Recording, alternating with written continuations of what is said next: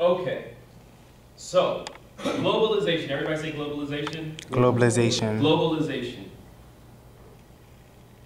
We're going to Africa, and I think that one of the most important things that you as a group can realize as we prepare for this trip is that globalization is a concept that is real. So what is globalization? The way I explain it is that the world is a big place and the world is a small place.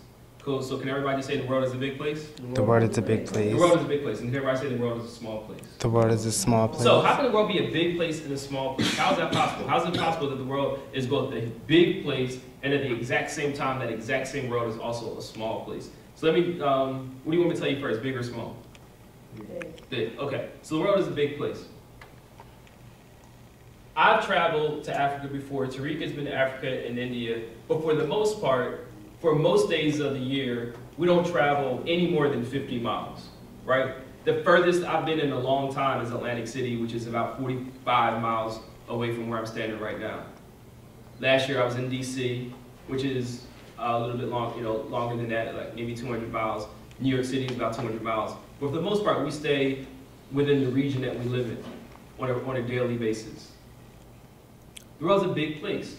For me to get from here to California, I have to get on an airplane, which is expensive, and fly 3,000 miles. For me to get from here to Hawaii, I need to get an airplane, and it's probably gonna have a layover, and that might be more like 4,000 miles. For me to get from here to South Africa, it's a flight that takes almost one entire day, almost 24 hours for me to fly there. 12 hours for me to get from here to Senegal, and then another 12 hours from Senegal down to South Africa. It takes 24 hours. The world is a big place. The world is a big place with 7 continents of North America and South America, of Europe and Asia, of Africa, Australia, and Antarctica, with multiple cultures and religions, from Christianity to Islam to Hinduism to Taoism to Buddhism.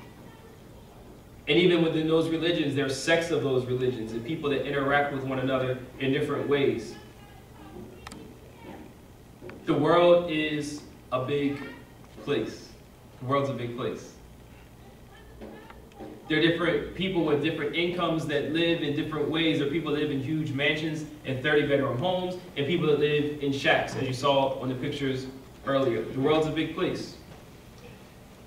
But the world's also a small place. So how's the world a small place? The world is a small place in that today, right now on my cell phone, I can go to an app, I can type a sentence, hit the send button, and a guy that I met in South Africa 3.5 years ago will get that message within 10 seconds and be able to respond to me.